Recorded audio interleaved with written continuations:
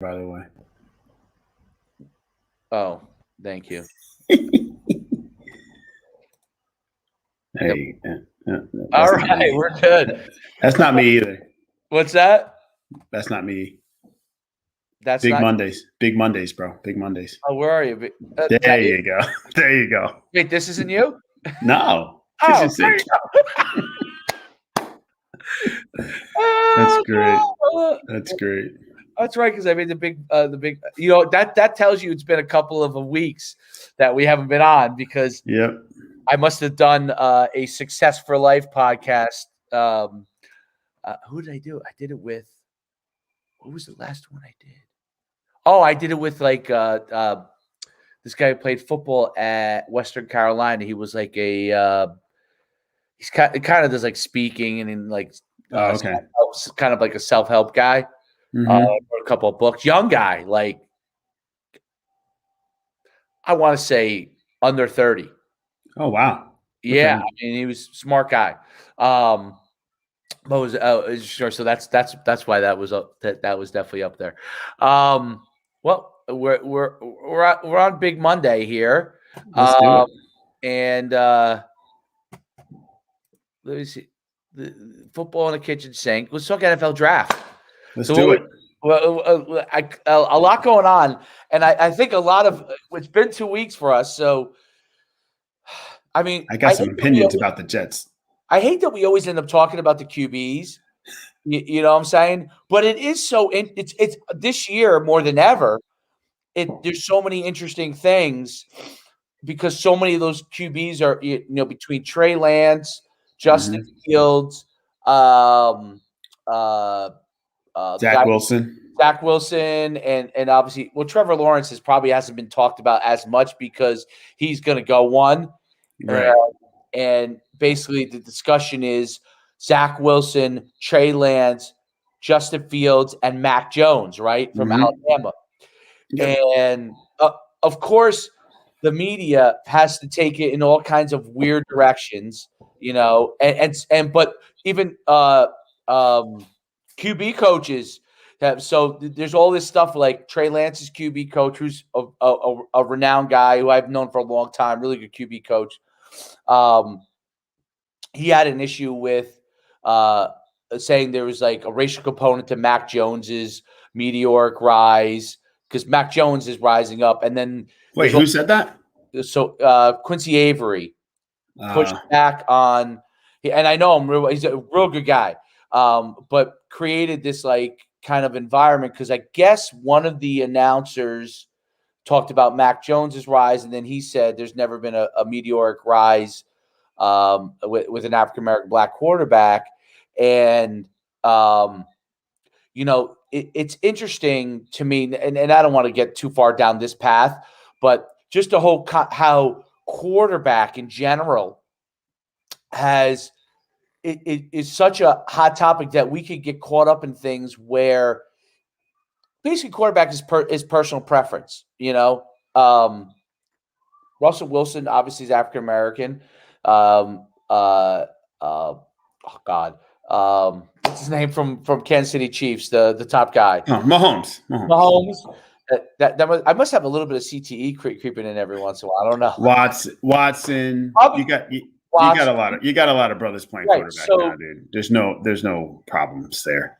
So I think that was the back and forth, which I thought was interesting. And to me, it's like, hey, man, like all these guys want to do is win, and whoever that guy is now that will help them win is going to be the guy that they're going to want to go to. And if someone likes Mac Jones over Trey Lance or something like that, it has to do with the style of throwing, how, maybe the type of program he played in, being at North Dakota State versus being in Alabama. There's pros and cons to both. Like I was always a big believer in that.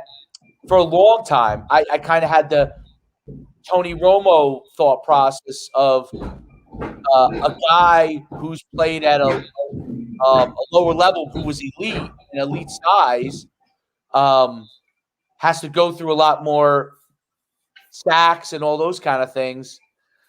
I have to tell you something funny in a couple seconds, though, which will make you laugh. But sacks and a lot of those kind of things versus a guy at Alabama who might be standing in the pocket, have all day early on. Yep. I see both sides of all those kind of things. I just think that when it comes to the GMs and the head coaches, they're trying to figure out who can win them ball games and keep their job. I mean, I think it's that simple. And I think sometimes we get caught up. And if Mac Jones is rising up the draft boards, that doesn't, that must mean that GMs are saying we really like him, because where are they getting their information from? I don't think that, when it goes beyond round one, I do think that maybe the GMs aren't communicating. And having been an agent myself and seeing how it goes, when it gets past round one, I don't know that there's any communication between – now, GMs try to keep as much of this up, but I don't think there's any leaking, because I don't know that anyone cares that much yet. They know who they're going to take, but they're not going to communicate it out to the world. It's not that important as the first round is, because of media and all that kind of stuff. So I think there's a lot of information going. Now, there are guys that drop and all that kind of stuff, but I was just looking, Cam Newton obviously was taken number one. Deshaun Watson, was he 1 or 2? I don't remember, but I think he was 1. I think Deshaun Watson. No, Watson was taken after Trubisky. Remember? Oh, it was after Trubisky. Was he really? Yeah, which is crazy. And Mahomes. But here, dude, this is my thought. He was taken after Mahomes. Or Mahomes was taken after Mahomes was taken after Watson, but Trubisky got taken before Watson and Mahomes. Trubisky went 1. I think he went 2. Yeah, I forgot who went 1 that year. What year was that? Yeah, let me see. What year was that? I don't know. That was Trubisky. Well, they traded up. They traded up to get him, and he went 2. I forgot who went 1. Another quarterback must have gone. Oh, you're right. You're right. So he went 2. Who went 1? I mean, Trubisky's not as good as those other guys. Oh, Myles Garrett went 1. Oh, okay. From Cleveland. Yeah, that was a slam dunk. Mahomes went 10, which I'll actually say that Mahomes is almost a meteoric rise, and he also had, by the way, Lee Steinberg as his agent, who now is back to the top. For a while, he was and then Mahomes went 10 and Watson went 12. Yeah, honestly, dude, Dave. Honestly, top 15 is top 15. Yeah, this narrative to me, and I don't want to get into it too much either, but like the whole like racial component to quarterback, I just don't think it's a big deal anymore, like at all. Like 30 years ago, yes, even maybe 20, like maybe, little bit. But, I would say even 20, yes. But not now, because, and the reason being is it all stems from college, right? So, back in the day, a lot of guys weren't getting the chance in college as much, right? So there were less black quarterbacks in college at the big time universities. Now, first string guy and the second string guy are black guys a lot of times. Right. You know what I mean? So like, and the game has changed. It's more of an athletic position now, and all the quarterbacks are more athletic now. So, because before it was like, oh, well, you got to be smarter, you got to be able to stand in the pocket, all this other stuff, which not that black guys could do that before. But my point is, the black guy was always seen as the athlete, right? So it's like, a lot of times a black guy may be like, you know what, I can do these other things and run and do all these other stuff, then maybe I should just play another position because they're not giving me a chance at quarterback. That's not the case anymore. Now, like Kyler Murray, you got all of these guys that are playing. So to me, that narrative has to be athletic to a certain extent. It have to be. And my thing is, dude, like the narrative that, the meteoric rise, this and that and the other thing. Think about this. And, Trey Lance, I never even heard of him. You know what I mean? And maybe you have, because maybe you spent a little more time watching it. But my point is, like, I never heard of him. 20 years ago, like, coming from that school, like, he wouldn't even have been in the conversation, right? So I think we've made a lot of progress in this area. Carson Wentz set the stage. He was from the same school. Set the stage for each one of because there was another guy in between Trey that I don't think he made the NFL, but he got picked up. So Mm-hmm. North Dakota State, because Carson Wentz, I don't know what he went, but he went first round, right? Yeah, I think he was second over behind Goff. Okay, so he went top 3 picks, and then now that set the stage for each North Dakota State quarterback to have a chance, whereas before they didn't, and I'm talking about North Dakota State. So think about when we played at FCS. Mm-hmm. It was so hard. You like always Phil Simms, right? Phil Simms was FCS quarterback. Like he was one of few. I mean, how many guys were from the FCS? Now you do have a Tony Romo, right? You do Trey Lance. You have Carson Wentz. You have a component of guys that have come from FCS to be able to make it, or lower level D1s, which for a long time was rare. And you had to be otherworldly, like Steve McNair, who was like McNair. He was otherworldly, right? Like it was ridiculous. Right. You couldn't deny that. You know what I mean? But 5,000 yards or something. Yeah. In a season. Yeah. Oh, maybe we should take that guy. Yeah, not a career. Yeah.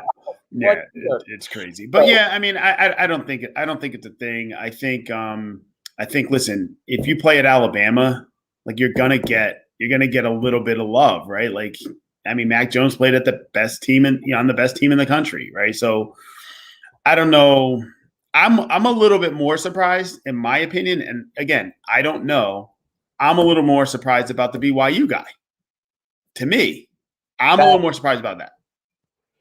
That is high. So that's a great point. So the BYU, well, he's going to go to the Jets, I guess, right? So, and now which I don't agree with. People think he's going to go to the Jets. So what unfortunately will happen to him, even though he'll be my son's favorite player because he likes green and he likes the Jets. And Sam Darnold, I had to break the news to him that Sam Darnold is now Carolina Blue. And he goes, wait a minute. He's like, what does that mean? I said, well, you can wear the jersey all you want. He's like, do I have to get a new jersey? I said, well, he's like, I love this jersey. I wear it every week to tennis. That's the jersey for the tennis, right? That's great. Is that funny? So I love it. I said to him, the fortunate news is, unfortunately, you're probably going to have to get a new jersey. But the positive of that is, the positive of the fact that you have to get a new jersey is you're going to get a new jersey. So we're going to go dip into our pockets for another $30 for you to get you a new Jets jersey so you can cheer on whoever the new quarterback is. And, Zach Wilson. Do you think they're going to take him? Well, do I think they're going to take him? Yeah, right. I think they are 100% taking him. Now, you remember early on, I said that I thought Justin Fields was getting a raw deal. I don't know if I think I agreed with you. I think we did it on Big Mondays. Yes, I did. I did think we did talk, and I thought he was getting a raw deal. But when I watch all these other analyst things, the only thing, and again, like I coach, I analyze this stuff, but I guess I don't, maybe not, I can't say that I watch it as deeply as maybe every analyst who might watch it, right? I can't say that I do. So I'll defer a little bit to that. My thing, and I said this before, Zach Wilson. I would take Zach Wilson over Trey Lance if everything was equal, because he played at BYU and he played at a higher level. My same thought process is with Justin Fields versus Zach Wilson. If everything's equal. Now, I don't know if everything. I don't know what's. I'm not watching it. Like I saw Justin Fields run 4.44. Now, that doesn't matter really that much if he doesn't put the ball on time or any of those kind of things. I don't know if that's the deal. But it does matter in the first 5 years of being a quarterback from an elusive standpoint. Years 6 through 10, I don't care who they are, they're all slowing down. Even Lamar Jackson is going to slow down as fast as he is. And he might be the fastest. He might be faster than Michael Vick was. Okay. probably the fastest quarterback to ever play, and probably the most natural runner, but not the scrambler that Vick was. I'll say this at the end of time. The best scrambler, as far as being able to get yards down the field, he was just small, which is why he got hurt, was Michael Vick. And the release of Michael. He could throw the ball, dude. I saw him in a national championship game live. It looks like he's throwing a dart. You were at that game? I was at the game. Against Florida State? Yes. Wow. That game, when I watched that game, I was like, that's my new favorite guy. I was like, that guy, because by that time, Barry Sanders had retired. Right. So Vick's coming in. I'm like, he's my guy. He made those Florida State guys who were unbelievable back then look like he was playing games with them. It was crazy. And they were the elite of the elite, Florida State, at that time. I mean, he was making them look silly. Florida, yes, absolutely. When I watched the game, the thing I took away was Florida State was the better team. Florida State had Peter Warwick, who's the big quarterback. He was older. I can't remember his name. But he played in the NFL for quite a few years. Wanky. Right? He was just big thrower. Mm-hmm. They had who's their running back? He played in the NFL. It was after Warwick done. Can't remember, but they were low. Defensive line, insane. Here's what I took away from that game, being there live. I took away that Peter Warwick at the time, to me, was the greatest wide receiver I had seen as far as from a dynamic standpoint in college football. I'm not saying he put up I don't know what his numbers were. I'm sure he had numbers, but for a college player, he was very good in the NFL, but he's probably not, he's not like an elite, but for college, what he was able to do, he would make catches that were insane. But what I took away from it was Florida State had the best team by far on the field. Right. Virginia Tech had the best player. Oh, yeah. By far on the field. Hands down. It was crazy. He was so good and so far and above everyone that he kept him in the game for so long because he was so good. He was taking shots. And then the thing I took away from a quarterback standpoint, because he was known as like he had a really good arm and was very athletic, right? The thing I took away from it, because he wasn't able to – those guys – he escaped them sometimes. But he actually had to stand in there and throw because they were so athletic on the D-line. Like, they corralled him, and he was firing balls down the field, completions that were like – and just we get smashed. And it wasn't – it was back then. There was no such thing as helmet to helmet. Right. And if there was, it was very new. So yeah, they weren't calling it. They weren't calling it. He was just getting smashed. He was standing there, throw the ball, smashed again, smashed over and over and over and over, and just stood in there and throw the ball. And I was like, this guy is unbelievable. I'd never seen anything like it in person. And but even Michael Vick, okay, Michael Vick had to adapt his game as he got older. And he did, because he had the arm to do it, but he had to go through that. I'll go as far as to say that the Randall Cunningham became a really good quarterback when he got older. He wasn't that good when he was young. No. But as he got older, when he really just had to, he was really like stay in the pocket, throw the ball, and run when he needed to, because he just wasn't as fast anymore. That's when he extended his career like 7-8 years. He was almost done. And they should have won the Super Bowl. The Vikings should have won that year, dude. Would have won that year. They would have won. I think they would have beat the Broncos. And I think a lot of quarterbacks, and that's the thing that I think that when GMs look at quarterbacks, you have to look at it because they could play. I mean, look at what Tom Brady's showing you. You could play forever if you take care of your body, because the way the game is called. Okay, when you leave the pocket and run, they just tee off on you. It's not like a running back. They can tackle you, but you're going to have an advantage even running the ball as a quarterback. They're not going to let them tee off on you in the pocket. It's tag football, okay? Yeah. I mean, they can't dump you. They can't do all kinds of things with you. They're going to tackle you lightly. So your career is extended, if you're good, 5 to 10 years. No doubt about it as a quarterback. So when you're looking at a quarterback bringing in, you're looking at, is this guy going to be able to, the 1 through 5 where he can move and throw, how will he be? The 6 through 10, how will he be where he's going to be primarily a thrower, not going to be able to run? Will he be able to continue to adapt those things? And I think the smart GMs are looking at it like that. And when they're choosing their quarterbacks, I think a lot of those components will come into play there as they start to take guys. And then the third component to me is the eject button on a quarterback, right? So if we make a mistake and we take a guy high, okay, and our team doesn't turn around, not that Sam Darnold's not a mistake in my opinion. I think Sam Darnold's just a victim of terrible circumstances.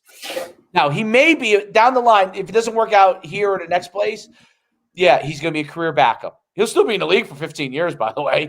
Yep. He'll be a career backup. Making a lot of money. He's too good to not be around, but he's not going to be a starter, right? So you go and you say, what's our eject button? What's our plan from an eject button standpoint? So you have to have those three things in place because quarterback is such a wild card. You have to know what years 1 through 5 are going to look like for your quarterback. Years 6 through 10 is, and what's our eject button if he's not good? And those are three considerations that is you don't ever have that at receiver. You don't have that at DN. You don't have that at the offensive line. You just cut those guys if they don't work out. You saw a guy who was a first rounder. They cut it. He was a pain in the ass. I don't know who he was. But one of the players, he was a pain in the ass, didn't do whatever. They cut him. He got picked up by somebody else now, but he's on the verge of getting cut again. And any other position, you're basically like, okay, he doesn't work out. Cut him. Let someone else take him on. But a quarterback, you have to have an ejection plan on the guy. When do we eject on him? What's 1 through 5? What's 6 through 10 look like? And then figure that out. And those things are huge considerations that I don't know that everybody on the outside understands. And when I represented quarterbacks for the draft, and we had Tim Boyle, who is the backup quarterback for the he just got let go, but I think he just got picked up by someone. Was the backup quarterback for Aaron Rodgers. We had 3 or 4 other guys that were in camps with teams for an extended period of time. And just getting guys as a quarterback to make it to – we had like this thing where all of a sudden we were starting to represent a lot of quarterbacks because we kept getting guys on teams, and we were starting to become more and more known, even though it was only 6 years, as being able to find those guys, right? So with GMs – there was an incredible amount of consideration, even if they took a guy into mini camp, because they wanted the right guy, culture. Would he be because he's still taking snaps and leading the team, right? So they want all those other rookies who are first rounders. They're not bringing in a bunch of guys, so they'll bring in their main guy, and then they might have 2 or 3 mini camp guys or free agent guys that get brought in, and they want those 2 and 3 to still be culturally right for them. Because they got a first rounder over there or a second rounder. And if that quarterback's corrupting him and he's not a good fit, even for those 2 or 3 days, it's a problem for their culture as a team. I don't think everyone realizes all the things that have to go into that process. And even guys who are probably going to get cut, they go to heavy. They don't, with the wide receivers and DBs, I could tell you, I had coaches that I knew in the NFL that I was friendly with, that or coached us, me in the past or something, they would bring in a guy, a DB to mini camp or receiver in a mini camp off my word without knowing that much. They just wanted to know that he was good enough and that he wasn't going to be a problem if he came in there, right? They would go off of that. Not with QB, man. It was a stringent process. They got on the phone with you. They wanted to know about him. They wanted to talk to him. They wanted, the QB coach wanted to talk to him. to know that, hey, okay, you have all the intangibles, but to be a guy here, even if you don't make it, we want those 2 days for our guys to have the right experience. It's really interesting. Thoughts? Let me ask you a question. Just everything you said makes complete sense, and I think they actually overdo it sometimes with quarterback. But I understand why, right? Because it's like you got to have it, especially now. Like you got to have the quarterback. But I think we're losing sight of football, right? Like football's team. So if you're the Jets, right, you got Sam Darnold. From all intents and purposes, he was coming out of college, like could make all the throws. They always talk about the arm strength. They always talk about the things he can make every NFL throw, right? Like you always hear that. He can make every NFL throw. So now they're saying the same thing about Zach Wilson, right? The difference is Zach Wilson played at BYU. Sam Darnold played at USC. Sam Darnold was very young when he came out. I think he was like 20 years old, right? He's very young. He's like 23 now. Yeah. Yeah. So it's like, okay, we know that the Jets had terrible coaching, right? So Sam Darnold really never had a chance. Never had a chance. The Jets are not a quarterback away from doing anything. So you got the second pick. It's so valuable. Like you could probably get, like, why wouldn't you just stack up on draft picks, get tackles, get an edge rusher, get the things that are going to make you have a good team around the young quarterback. Why are you in such a hurry to get a quarterback now in a guy like Zach Wilson, he's not a can't miss? Now, listen, if they were picking one, I'd understand it. Okay, you're going to get Trevor Lawrence because everybody, even then, I'd be a little suspect. But at least with Trevor Lawrence, you understand because everyone says he's can't miss. He's Andrew Luck, right? He's the can't miss guy, right? But even look at that. You look back at Andrew Luck, as great as he was, no rings. He's out of the league now. There's no guarantees. Because he was beat up. Because he had no line. You got to build a football team. The Jets have they have a first-round talent in their building, right, who got ruined by coaches. Now you bring in a new coach. Why not say, give Sam a chance with this new coach, take the second pick, trade it for like 3 first-rounders, right? You could get that easily. And now you're rebuilding your team. And if it doesn't work out after a couple years, then you get a quarterback.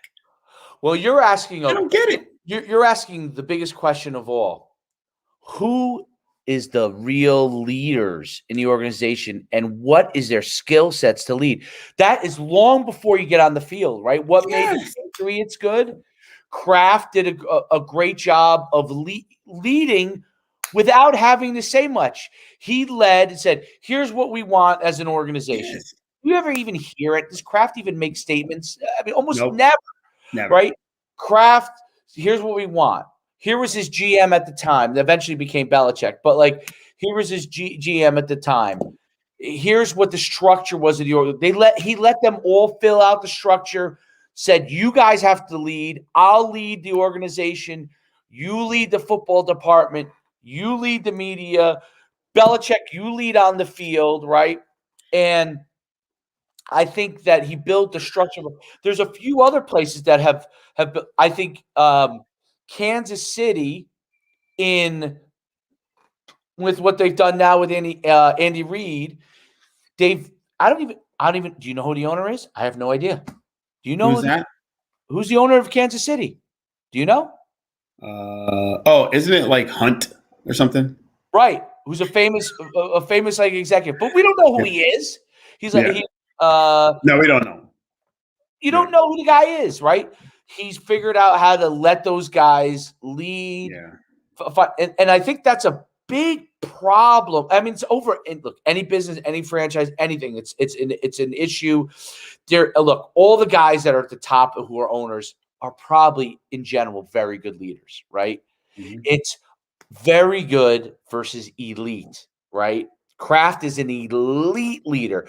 The mistake that people make when they talk about, like, the guy who's the Jets organization leader, I would never say that he's not a good leader. He's probably a good leader, okay, but maybe he's not an elite leader, okay? He owns Johnson & Johnson. Yeah.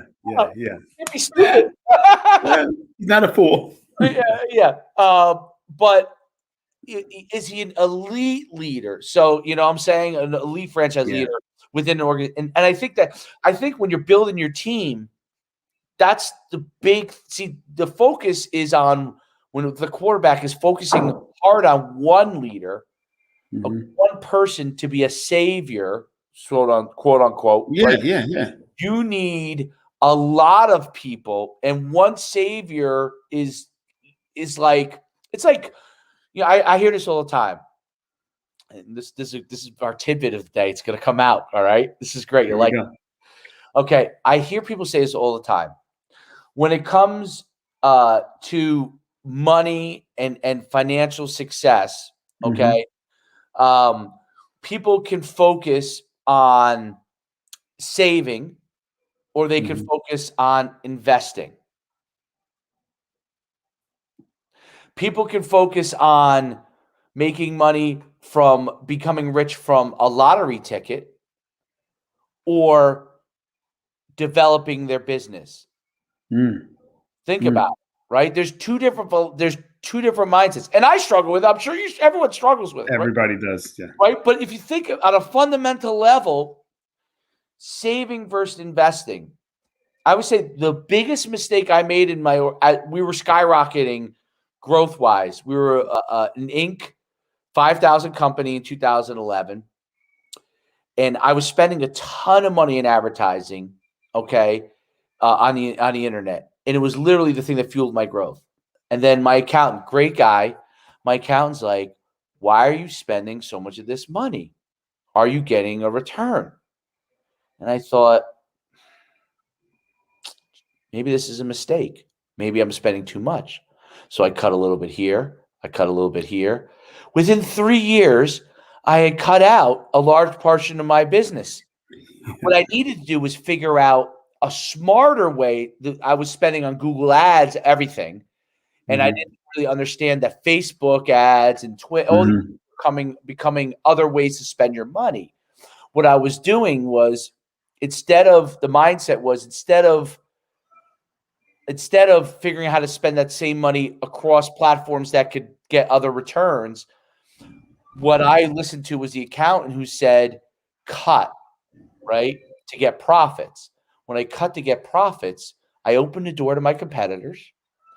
And then the other mistake I made was, I now didn't, advertising, basically you're in the public eye all the time, right?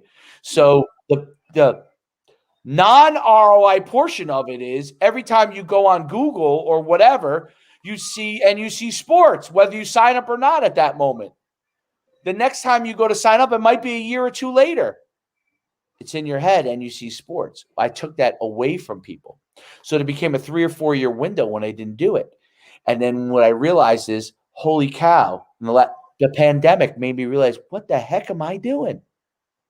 Why don't I figure out a new way to do the things that I did well? Yeah. That's saving versus investing, right? That's a lottery ticket versus building my business. I was looking for a lottery ticket. Profit. I need the profit, right? Yes, you need profit. Obviously, you can't exist if you don't have profit. Right. But did Amazon have profit for 20 years? No, they didn't. Now, I'm not getting Amazon money in, but you have to listen to what the success cues are and figure out how you can apply it to what you're doing. And what I've learned is cutting is a short-term solution. Hiring a quarterback only to win your franchise, and that's my long-winded way of getting to it. Yeah. Is a short-term solution. That is a lottery ticket. You're betting on a lottery ticket. And the thing is, Sam Darnold is still cheap. They're not even paying him yet. They still have him for 2 more years. Like, they have him for at least 1. And then I believe the 5th year, like I think they get a 5th year or something on him when they drafted him. Best option. Yep. But at the worst, right? How about this? You're just done on Sam Darnold. You just think he's a bum, which I think is ridiculous. But let's just say you think he's a bum and he's just not any good.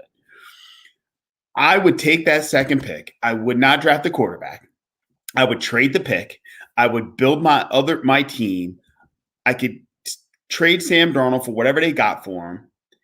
You get back a veteran quarterback that can at least stem the tide while you build the rest of your team.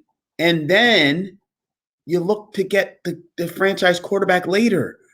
Because listen, it's not always a first top 10 pick quarterback that's this franchise guy.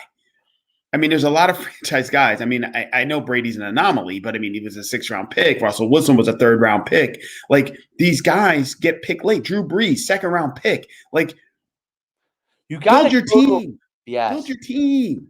And if you think about it, if I was an agent advising, like, let's say Trey Lance or Justin Fields, or if Mac Jones does right, but if let's say he's not, let's say he's an 8 or 10. Any of those 3 guys who are probably going to be between – they could go 3, I guess, technically. But let's say they don't go 3. They end up going 10 or 11 or 8 or 9. My advice to them is I would – if I was an agent, I would be saying – and I would tell the QB coaches this too.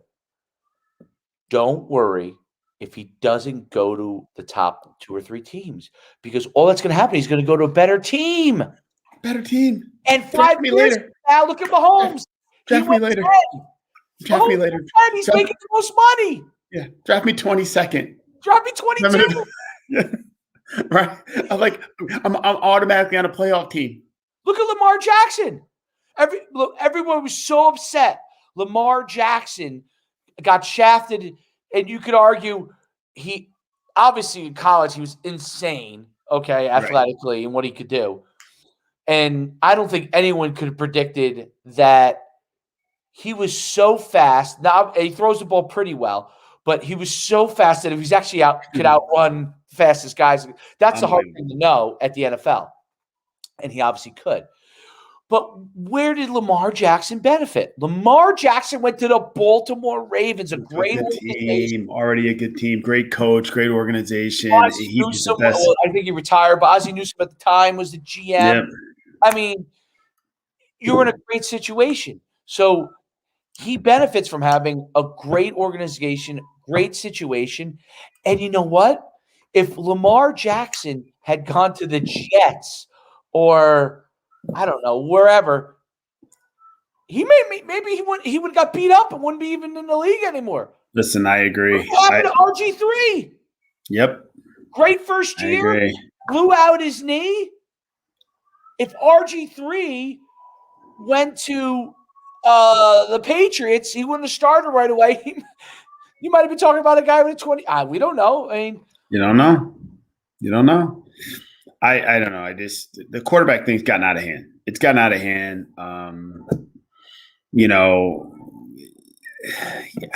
It's hard for me to believe that the Jets are going to get it right this time. Like I feel bad for Zach Wilson a little bit. I think he's getting into a situation where he's probably going to end up just. They're always looking for. It might be a disaster. Jets are always looking for the new Joe Namath. By the way, think how many years ago he was 72, or one of those.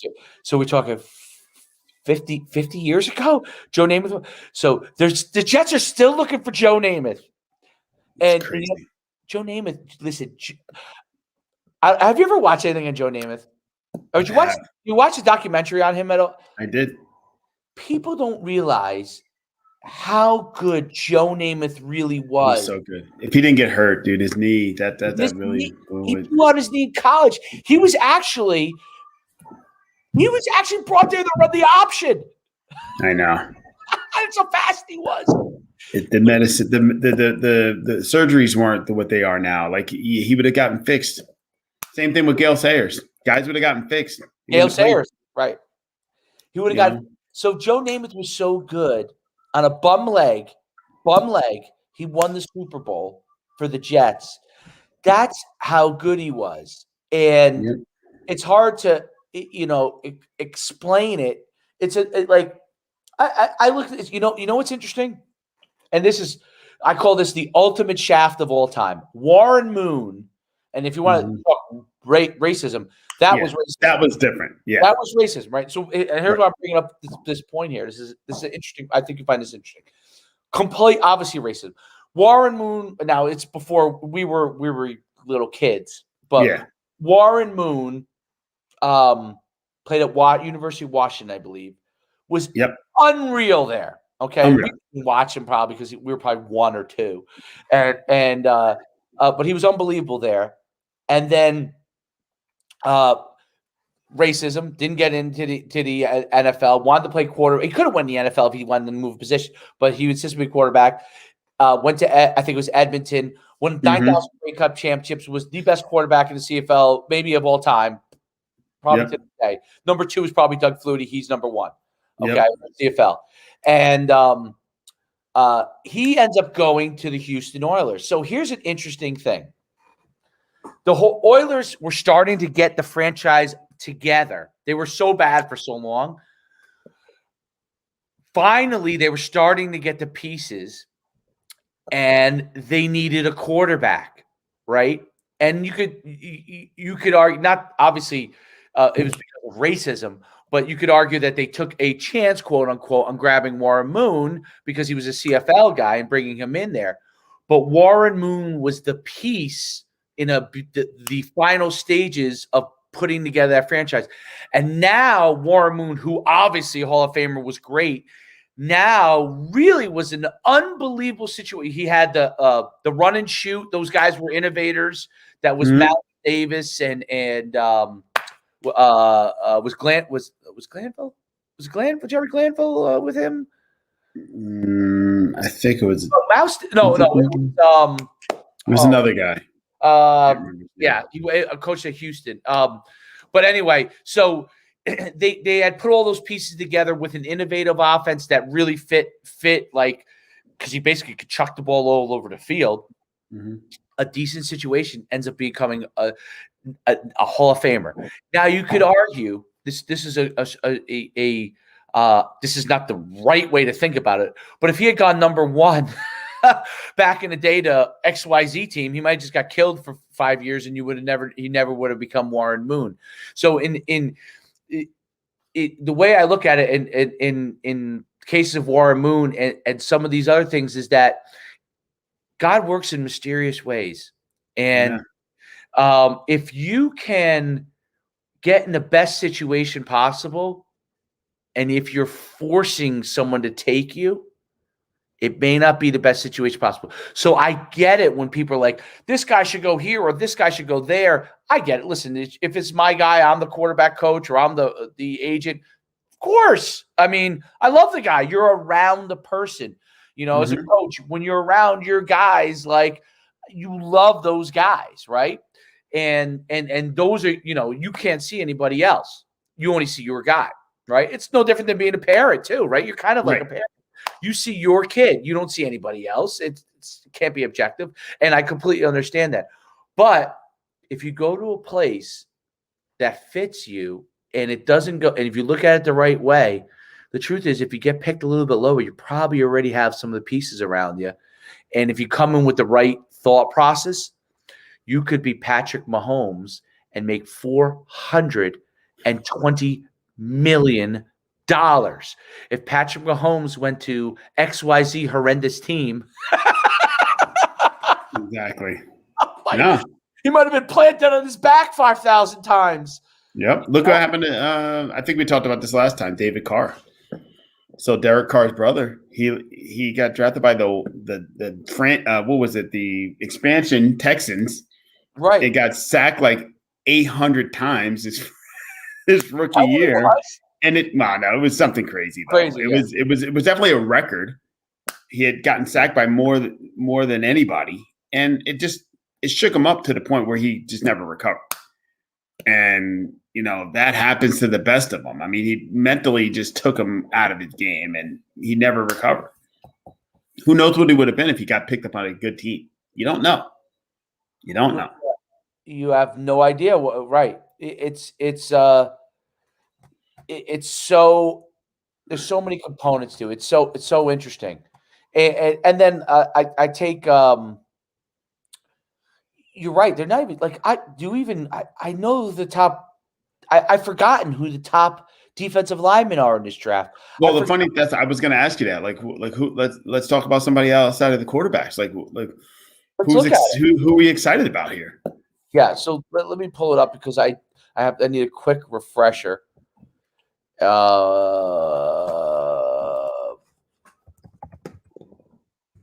Let's pull it up. Okay. Let's go to I think CBS always has the good stuff draft-wise here.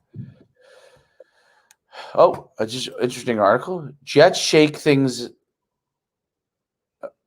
This was 2021. Jets shake things up and take Justin Fields over Zach Wilson. That's what CBS said. I don't know if I believe that. But a 7-round mock draft. Broncos move up to take Justin Fields as 5th quarterback in top 10. Oh, is that what they're saying? Who says that? CBS. I don't. Here's what I'm going to read you the CBS mock draft, and I'll get your thoughts. 1, Trevor Lawrence. 2, Zach Wilson. 3, Mac Jones. 4, Trey Lance. 5, Jamar Chase, receiver. Gigantic receiver. Oh, he's legit too. Fast as lightning. I did a breakdown of this. Kyle Pitts, tight end, 6. Justin Fields, 7. But they just said the Broncos moved up to 5. So this goes to your point. So this is what's going to happen in the draft. The quarterback's going to go 1, 2, 3, 4, 5. That's crazy. Yeah, that's what they're saying. That's what they're saying right here. Then Jamar Chase, then Kyle Pitts, the best offensive lineman who's a slam dunk lineman. You got to see him move. He ran like a 5.040, and we were talking before the show on agility and change of direction. You got to see this guy move. I think you say Penei Sewell. He's a tackle, right? 6'6", 330. He's like a dancing bear. Okay. He ran a 5.040? Yes. At 330. Wow. At 330. That's crazy. He would outrun me right now. Actually, I probably run a 5.8 right now. You probably still could run a 4.8. I think but I don't know if I could do it without pulling anything. I might do it. Long gone. I need a crutch whenever my 40. Jalen Waddle going 9. Patrick Surtain, slam dunk. Oh, he's quarterback. Oh yeah, he's a lock. My Cowboys, the 10. They say we need him. Rashawn Slater from Northwestern, guard, stud. Also, I watched his film. Devonta Smith from Alabama, receiver. Oh, that's the guy. He's lightning fast. He's so skinny though. He is so skinny. That's probably so skinny. I do worry about him taking a hit. Like, I mean, he's so fast though. Like, I feel like you can't cover him almost. But his speed is like, but I don't know. Like, you got to be able to. He got to put a little weight on. He's got to put a little weight on. J.C. Horn, I don't know. He is from South Carolina. So there's a. What about the kid from Parsons, the Penn State guy that ran 4.3, the linebacker at 6'3", 244, ran a 4.3. I'm not kidding. That's crazy. 6'3". What about that kid? What about that corner from Virginia Tech? What's his name? He's supposed to be really good. What the heck's his name? He's not. God, what's his name? Not Caleb. Is it Caleb Farley? Caleb Farley. Yeah. He's Virginia Tech, right? Oh, wait, I'm wrong. That's the other Penn. Wait, is that the other Penn? Oh, no, Micah Parsons. No, Micah Parsons from Jersey, I think. Or maybe Micah Parsons is the other Penn State linebacker. The one who ran 4.3 is Owa who's from Jersey, I think. Jason Owa. At 6'5", 253. He's an edge rusher. 6'5", 253, ran 4.3. That's insane. But it's weird though. Like this year, there's no like real exciting pass rushers coming out, right? Asante Samuel Jr. Is going to go late. Yeah, you're right about that. I think I'm trying to find where Caleb Farley is. What happened to Caleb Farley? Maybe I'm thinking of a different. I think they're no, different. here he is, Caleb Farley. They have him going pick 30 to the Bills. 6'2", 207 corner. He's like a Revis. That's how big Revis was, right? Or Revis was he that big? I don't think Revis was that tall. I thought Revis was more like a 6 foot guy. I love Revis. Oh no, Revis was. I mean, I'm gonna tell you this. For my money, I watched a lot of corners in my day. Nobody ran the route better than Revis. In other words, like he ran the route for the receivers. Like his hips were unbelievable. Like he would run the route. Like he could, remember the mirror drill? Yep. Like he was actually mirroring those guys, man. Like he would run the route for the receiver. He was a blanket cover guy. And he still couldn't cover Randy Moss. Couldn't cover him. And that wasn't even when Randy Moss was at his height. You know what? Revis had one weakness. Couldn't cover him. He had one. Well, because he had one weakness: flat speed. Yeah. He was quick. He was short. He was 5'11", 198. So you're right. This guy is bigger. Yeah. He was quick, strong, insane technique. His technique was perfect. His technique was perfect. But it had to be though, because he did lack the speed. He wasn't a bullet. I don't know what he ran. I'm curious what he ran his. Let's see. I'm sure it wasn't better. It had to be in the 4.4s, 4.5. Like he wasn't. It wasn't below 4.4. And when you're trying to cover, I would say he was. My guess is 4.5. That's my guess. And if you're trying to cover Randy Moss, like it's 6'5", like he runs as fast, you have trouble. You're going to be shocked when I tell you what. So I'm obviously wrong. So what did he run? He ran 4.38. Really? Yes. Didn't look like it. That makes sense though. He couldn't throw on him. And you know what? He is like this other guy. He weighed in at 204. Really? But not that tall though. And not only 5'11", so he's actually thicker than the other guy. That was 6'2". I knew he wasn't that tall. He just wasn't a long corner. 4.08 shuttle, 6.563 cone, 38-inch vert. Freak. He did it. He must be just so smooth that I don't think he's that fast. Matt DeGennaro said his kid has a 40-inch vertical. His middle son. The kid at Maryland. That's crazy. Yes, he does. That's crazy. Freak. Ooh. Freak athlete. Freak. I mean, you think he'll play on Sundays? Well, I mean, there's so many. It's early. There's so many early to that. He's early. He's only a freshman. Does he have the sprinting speed and athleticism and size? Yeah, he's got all of it. He's 6 feet. He's probably, I don't know what he weighs, but he's probably 195, my guess. Tripped and shredded. He's shredded. And he, he was, when he was on the Hun, they used to, him and a couple other, they would do these backflips. He could do backflips. Wow. Yeah. That's always, to me, when I see a kid do a backflip and he's taller, like 6 feet, I always say to myself, oh, that guy's just a freak athlete. Because it's not, and not being super skinny. Like I could see a 6 foot, 150-pound guy doing a backflip. He's not carrying a lot of weight. And if he's strong for his body weight, he's going to be able to rotate and not have to have an insane vertical. But a thicker person, like a 190-pound person, being able to do backflips with ease to me is like you got bunny hops. I mean, that's just like, some guys are just freaks, and then other guys just got to work. So if you're a freak and you got to work, well, he's a worker too. I heard he's a that. Yeah, I think he's a worker. Look, if you're a 35-inch vertical guy and you're willing to work, you could be a 40-inch vertical guy. No doubt. Yeah, you got it. Yeah, you just got to put it in. You got to put the work in. You got to know what to do. Got to know what to do. That's key. You got to know what to do. It's just like if you're a 4.6 40 guy, like if you're naturally a 4.6 guy, there's no reason for why you shouldn't be in the 4.4s when it's all set. Well, especially now, they didn't know how to train for speed back when we were coming up. Nobody really did that. I mean, now, man, there's no excuse. Like, there's so much more that you can do. back in the day, you got with a track guy, and if that's actually what I honestly like. If I had to do it all over, like when I was at UConn, like in the summers or whatever, I would have worked with a track guy. I would told my dad, I would be like, listen, Dad, I need a few bucks.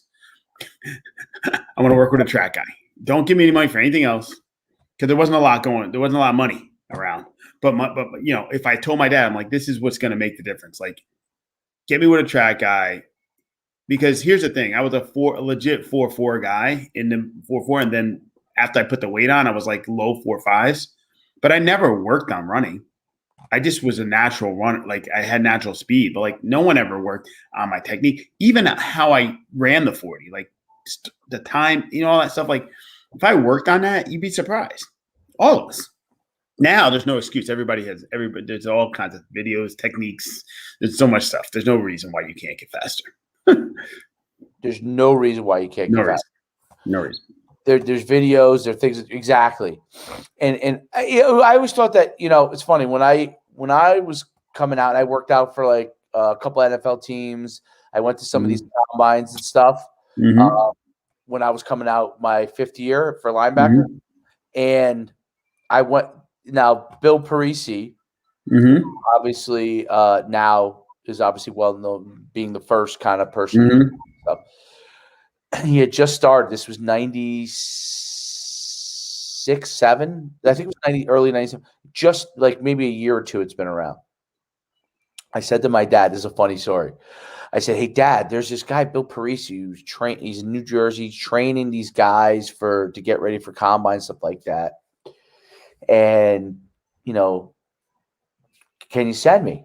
And I'm sure it was highly inexpensive back then compared to now. Right? But it still was a cost, which you would never have thought about. And he said, you ran track, you know what to do. I said, I guess that conversation's over. I love it. I was like, okay, I guess I'll figure it out. But that was such an old school conversation. I ain't shouting out $1 for this dream. Figure it out. You want to make it, go figure it out. You ran track. You ran track. You know what to do. Yeah, but like maybe this guy has some techniques. Which, as we know now, he was and I obviously owned the company in that for 7 years, doing that. We know now that like those things are a huge part. And I coached track my father for 5 years. I think it was 5 years. And when I was coaching the sprints and then the jumps we were implementing all these, kind of the arm stuff, the acceleration, the stuff. Like when you watch, you ever see the Phenom? He's all over the YouTube. Matthew Bowles, I'm talking about? Oh, yeah. Bowling, yeah. Bowling. That's it, bowling. Where he had the knee drive and everything comes under. He looks a lot like Michael Johnson used. Not exactly the same, but it's the same kind of the leg action. But the knees do come higher. So teaching all that kind of stuff, I taught that with my sprinters. And we obliterated our high school, Saddlebrook High School, we'd be okay at the 4x1. We'd have good sprinters, never elite sprinters. We had the state Group 1 champ in the 100-meter dash. We had, he was also a great hurdler too, that kid. We went we had the state champion in the long jump, in the triple jump. We had, we broke the school record 3 times in the 4x1. We were in the low 44s, high 43. In 4x1 we only had one bullet. We had one kid that was a bullet, who from all that became a great sprinter. Ended up running at UConn, by the way. Unfortunately, he placed in the Big East in the 100, and he ended up long jumping 25 feet almost, and ran 10.4 or something. Or he's very fast, but he wasn't elite, but he placed in the Big East. And but we had other guys, and they would be fantastic baton passers. They all were maximizing their speed. They probably would have been 12-0 guys, but were getting down to the mid 11s, low 11s. And all of them were we ended up having a plethora of them. We had 7 or 8 of them in this 5-year time period. We went from having none, or we'd have one. At Saddlebrook, we'd have one good sprinter, and everybody else was running the quarter, the 800 or something. We'd have the one guy that can sprint. But we end up having a plethora of those guys.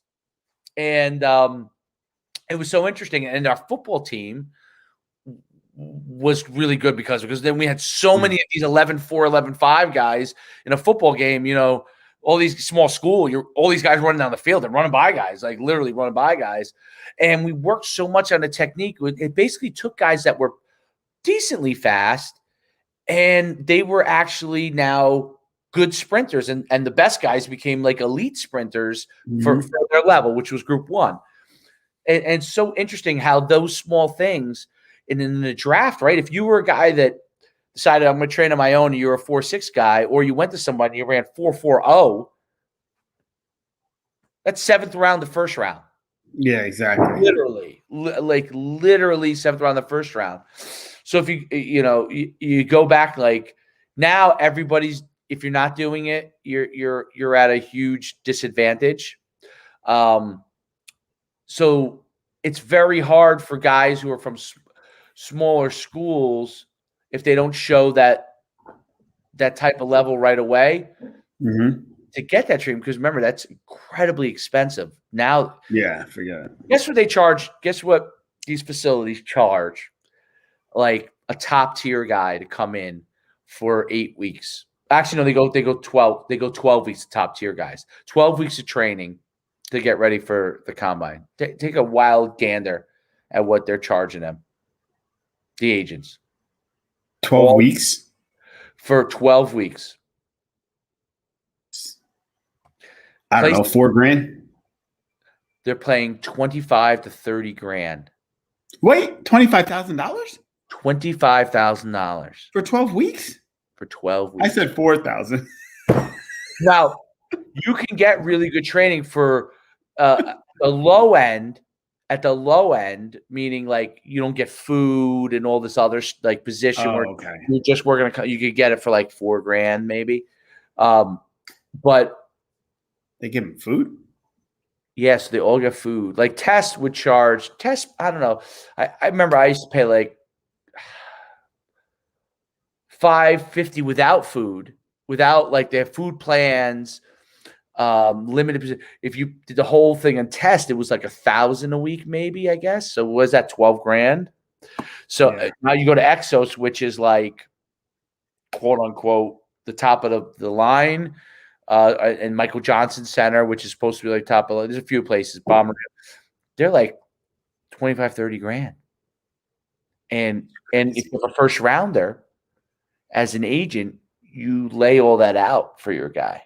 Yeah. So it's a totally different ballgame. But if let's say you're a first rounder and you work hard, you're a hard worker, and you go for the $25,000-$30,000, you're going to run a grade 40. If you're a free agent, it's hard because the agent's sometimes won't pay it all. You got to come out of pocket, or he'll pay some of it, or if he paid all of it, he's paying the $4,000 or $5,000 thing, and you're going to have to maneuver food. But it could be a difference of a half a tenth, right? And it's there is a have and have nots thing, but that's it's a huge business. Do you know that some of these places, like I would say like a Test or some of these places in Florida, Test is really good for the Northeast, like probably the top Northeast for Georgia, or one of the top. They probably make $200,000 to $250,000 in that 12-week time period from the guys coming to work with them. It's crazy. I can't even imagine what Exos makes, because they probably have 40 guys at $30,000. So what is that? $1 million, $1.5 million? Basically pays your bills for the facility for the year, right? All your bills, and then some.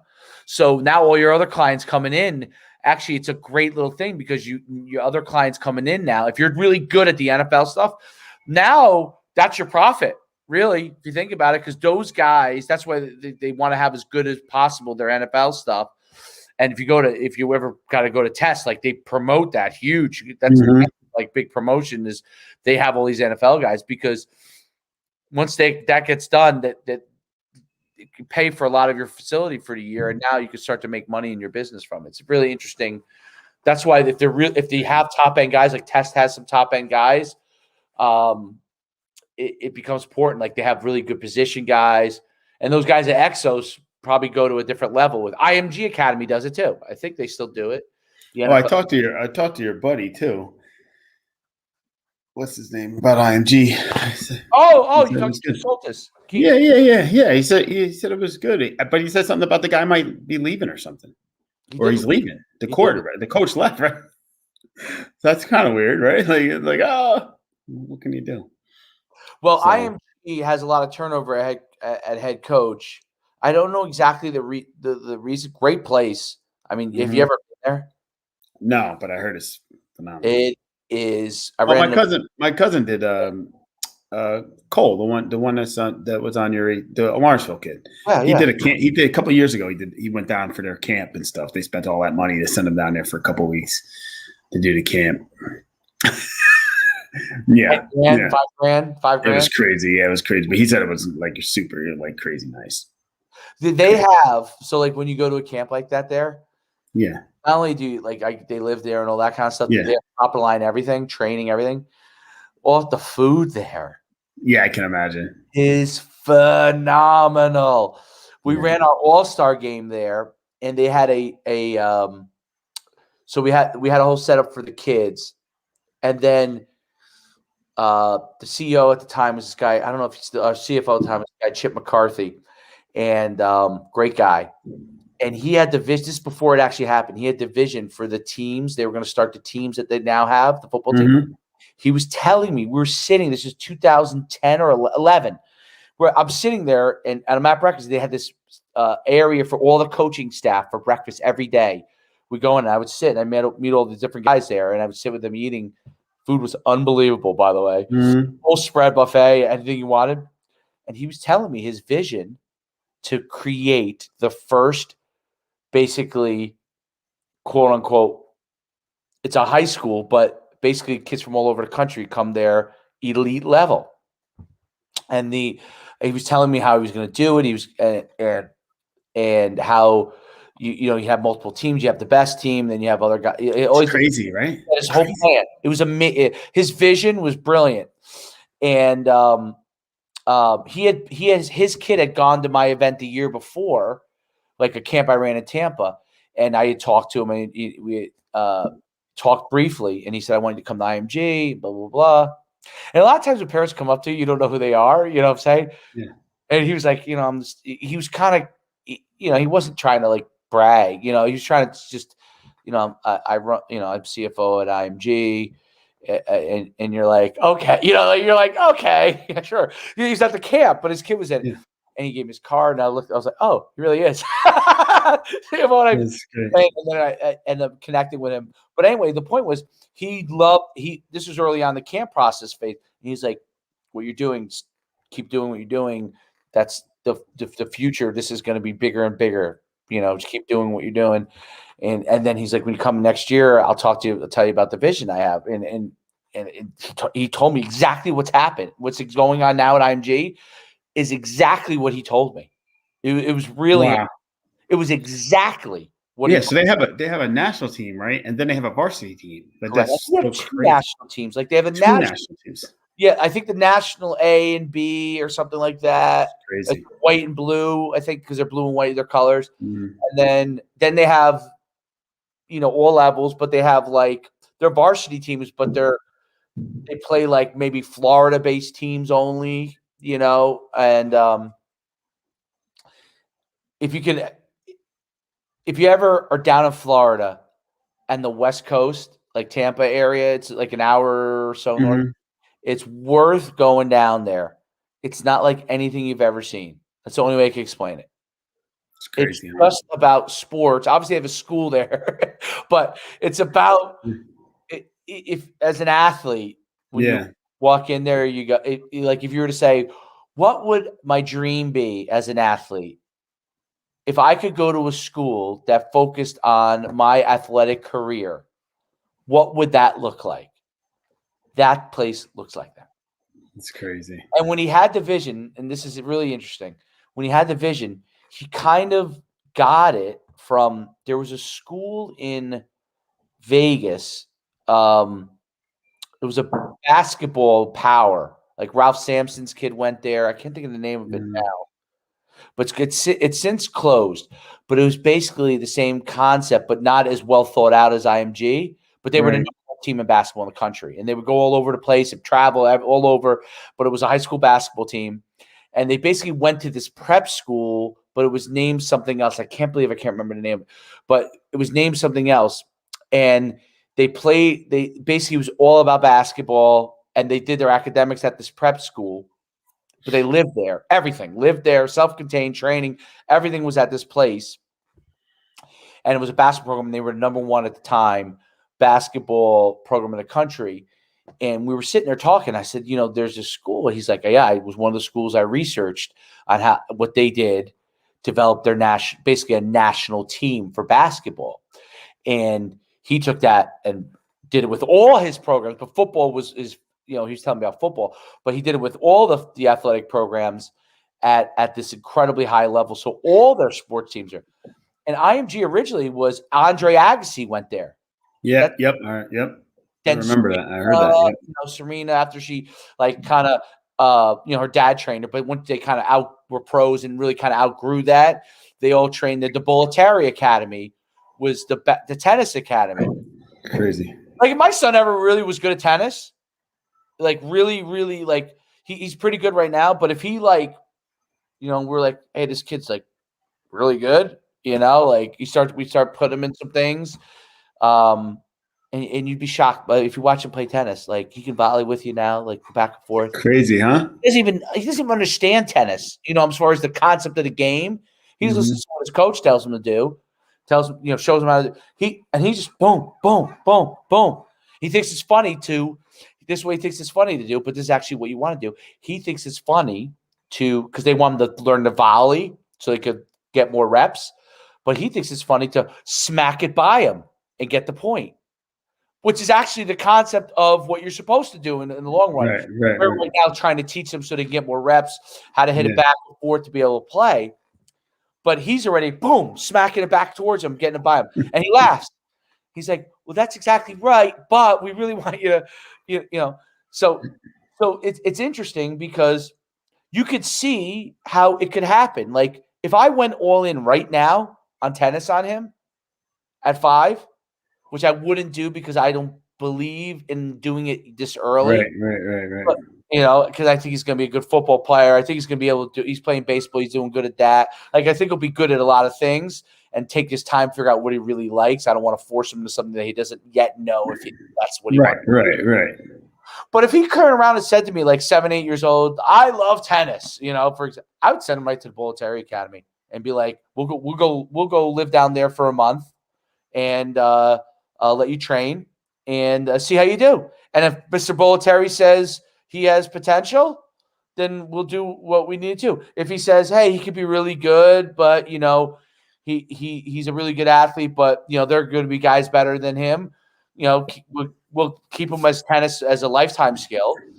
But, he goes in football. And I think that he would never only play tennis, but he see how he goes with that, see how he develops while he's playing those other things, spend a little more money here. Just like if he starts to show aptitude maybe in football at something, spend a little more money there. Or whatever, just like you do with lacrosse.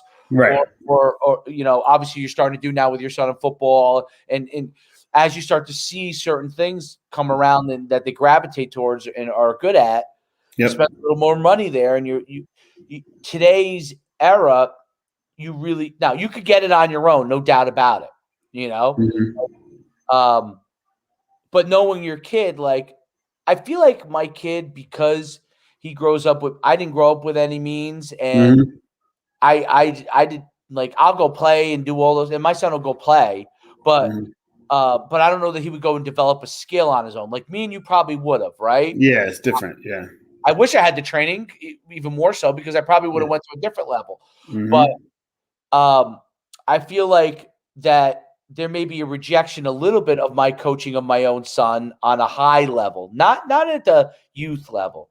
But if I get to the high level, if I was his football coach, yes, but on an individual one-on-one, within the team environment, he'll do great with me. but within a one-on-one environment, like me and Dad go out there and let's work purely on your speed or let's work on your balls. I feel like I could already see, because he comes from a little more means, that he knows there are coaches out there already that can help him with this thing, and that he doesn't want to always do it with Dad, right?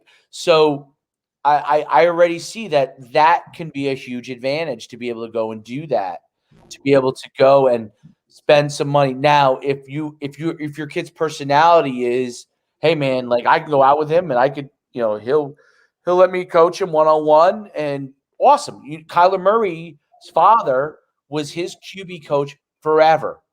Kyler Murray obviously and his father worked really well. And his father always. What's that? Doesn't always work, right? Doesn't always work, but it worked really well with Kyler Murray. And his father was a QB, I think still is a QB coach. Yeah. Right? And look what he was able to do with him, because he got him early and worked with him on it. And the release that Kyler has is insane. I mean, there's no way that a guy 5'9" should be in the NFL like quarterback. It shouldn't happen. Crazy. And he is. And so being able to have you have to know your kid's personality, because if your personality works that way, like Kyler's did, awesome. Roy Jones' father was really hard on him. Mm-hmm. It worked. Awesome. Tiger Woods, it worked, but there was an asterisk, I would say, too. Yeah. So it did work. It did work, but there was. Is it worth it? There might have been a fight back there. Yeah. Relationship strain. You know who else? There was a relationship strain. What's the greatest boxer of all time? The lighter weights. Money Mayweather. Money. Yeah. His dad. Yeah. Great. But his Olympic coach, right? Yeah, but they were this. They still never worked out. So I got a boogie though, bro. It's getting late, so I'll let you go, man. Let me. You can keep going forever. Final thoughts. Any final thoughts? Listen, I think the Jets are making a mistake. They already got rid of Darnold, so I guess they're all in on getting Zach. Listen, time will tell with these guys, man. I just think it's too much with the quarterback, but I think that's just the way of the world now, man. That's the way of the world. That's it. Who succeeds out of the five? I think it's five. Who do you think succeeds the most out of the five? Your guess. Nobody knows. I mean, your guess. You know what? I'm going to say Justin Fields. I think he's going to be really good. I think he's got size. He's big. He played in a big-time conference. I think he played really well 2 years ago against Clemson, right? I think is who they ended up losing to 2 years ago.